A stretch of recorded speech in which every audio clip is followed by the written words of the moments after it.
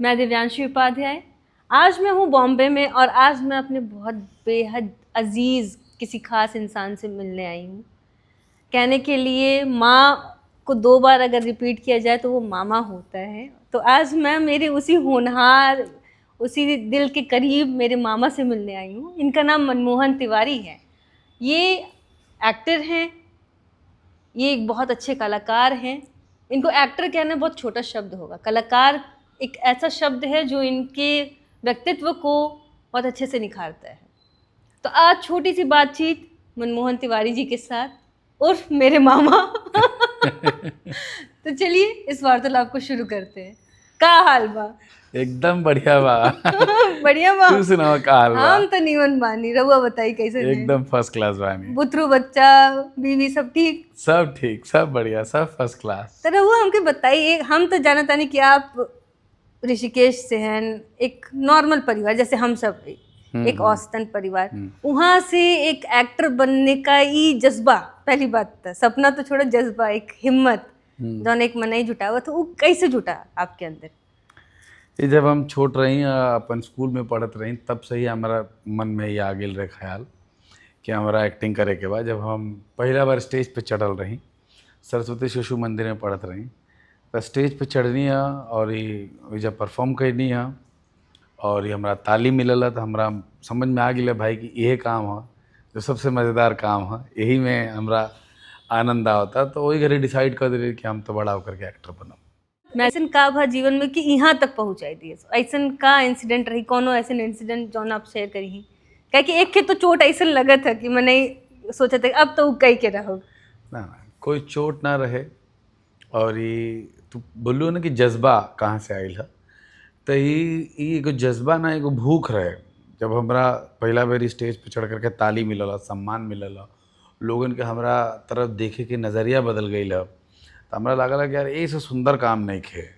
हम रोड पे जाते नहीं तब वहाँ लोग पहचानता, और ये जो भी स्कूल के बच्चन के माई बाबूजी रहे वो भी पहचानता रहे कि अरे यार आपने वो एनुअल फंक्शन में परफॉर्म करा था ना, मनमोहन वही हो ना? आपने बोला हाँ वही हूँ। तो हमरा समझ में आ गया यार जब स्कूल में परफॉर्म करके इतना प्रसिद्धि मिला था, तो अगर हम एक्टर बन जाए तो कितना अच्छा लगे। तो सिंपल सा बात बा, अटेंशन अच्छा लागत रहे। और ये ओकरा बाद ई जरूर हम कहब कि हाँ, ई जर्नी में आंधी तूफान बारिश सुनामी सब आइल, और ये है कि हाँ अगर तू तैयार होकर के कोई भी काम करबू तो वो अच्छा होगी। तो हम थिएटर कैनी हाँ, रंगमंच से जुड़नी हाँ, पढ़ाई लिखाई कैनी हाँ, और ये कला के समझ करके तब ओकरा के आकार देवे खातिर कलाकार के निर्माण होला। तो वो सब के तैयारी करके एजा तक पहुँचनी। तो अब जैसे आजकल जौन कलाकार सब आवत हैं भाई, केहू केहू का लड़का हो, केहू के लड़की हो, भाई केहू केहू का भतीजा हो, भतीजी हो, जैसे हम आपका भगनी है। हाँ। ठीक, अब ई वाले रेफरेंस में और अपने मेहनत में का अंतर बा? रहुआ का ए पे रहुआ का विचार हो हमके थोड़ा सा देखिए, जेकरा के जो चीज़ बड़ा आसानी से मिल जाला ना ओकर इम्पोर्टेंस कम हो जाला, और ये और साथ साथ में ओकर वैल्यू भी कम हो जाला। तो ऐसा बहुत सारा कलाकार बा, केहू के नाम लेवे के जरूरत नहीं है, पर तब हम बता देते नहीं कि जब कोई जीरो से हीरो बने के यात्रा तय करल ना, तो ओकरा मालूम होला कि जब हम शुरू कैले रही तो हमरा भी कितना कठिनाई रहे, और आज जब वो कोई स्थान पर पहुंच जाला, ओकरा मज़ा आवे लागला, ओकरा के लोग पहचाने जालन जा, उनका भी पैसा आवे लागला, तो फिर वो कठिन समय के याद करके ओकरा महसूस होकला यार बदलाव आइल बा जीवन में, चाहे वो रहन सहन में हो, चाहे वो खान पीन में हो, चाहे वो जान पहचान में हो, इन सारी चीज़न में। और जो ऑलरेडी ब्लेस्ड है, जरा भी सब कुछ मिल गई बा ओकरा के, वही अंतर न कर पाएला। यही खातिर वो कठिन समय के याद करके अच्छा समय के अनुभूति में जो अंतर बना उसे वो पार पा ना पा सकला। वो चक्कर में वो सफलता के वो सीढ़ी ना तय कर पाएला जौन शाहरुख खान कैलन, जौन गोविंदा कैलन, जो बच्चन साहब कैलन, जो आशुतोष राणा कैलन, जो अनुपम खेर कैलन, जो नसीरुद्दीन शाह कैलन। तो ये सारा लोग जीरो से हीरो बनल बाड़न जा, और जिनकरा भी पहले से बा ऐसा बहुत सारा उदाहरण बा, तो ना कर पैलन कह के उनका कि वो मिट्टी के खुशबू उनका भी नहीं खे। तो रुआ का सोचता नहीं जैसे ये तब बम्बई नगर हो माया नगरी जके कहला, तो ई नगर में भोजपुरी समाज जौन हो ओकर अभी का स्थिति हो? जैसे भोजपुरी के लेके आजकल बहुत बहुत एंकर सब मीडिया चैनल खास करके हमें अक्षरा सिंह का एक इंटरव्यू देख ले रहनी कि उनसे पूछल गई कि भाई अब भोजपुरी सिनेमा को कहाँ देखती हैं, तो उनका कहना वो हम कहीं वो छूटल नहीं खे, बस हम सब उनमें काम जाते। तो आपके हिसाब से ऐसा का स्थिति हो भाई भोजपुरी सिनेमा का यहाँ बम्बई नगर में खास करके? देखा अक्षरा से पूछल गए कि भोजपुरी छूटल काहे बा, काहे बाकी सब मीडिया से या बाकी सब इंडस्ट्री से पीछे काहे बा, तो बहुत अच्छा जवाब दिले से कि आपको लगा था कि पीछे नहीं खे। हम वो बात से इत्तेफाक रखे नहीं कि कहाँ पीछे बा भाई। आज हमने दोनों के भोजपुरी में बात करते नहीं जा बम्बई में बैठ करके, तो हमने के पीछे नहीं की जा। आज यूट्यूब पे सबसे ज़्यादा ट्रेंडिंग अगर कोई लैंग्वेज बा तो वो भोजपुरी है। पवन सिंह खेसारी चाहे कुछ भी बा, उन्हीं के कोई अच्छा गावता है या बुरा गावता है या अश्लील गावता, पर ट्रेंडिंग अगर कोई चीज़ बा तो वो भोजपुरी बा। हाँ, अब बात ई बा कि हमनी के ई जो भाषा में अश्लीलता के जो पैमाना बढ़ल जाता या जो बढ़ल बा ओकरा के कम करे के ज़रूरत बा। जो सिनेमा के जो स्तर है ओकरा के बड़ा करे के आवश्यकता बा। तो सुधार के गुंजाइश हमनी के इंडस्ट्री में भरपूर मात्रा में बा, पर कहता छूटल नहीं खे। आज भी maximum IAS PCS writer director actor खिलाड़ी सब हमनी के माटी से निकल करके आवत रंजा, तो हमनी के छूटल नहीं खे जा। क्रिकेट में आज भी वैभव सूर्यवंशी तो क्रिकेट के कितना बड़ा नाम हो गया, कहाँ से हवन? बिहार से हवन भाई।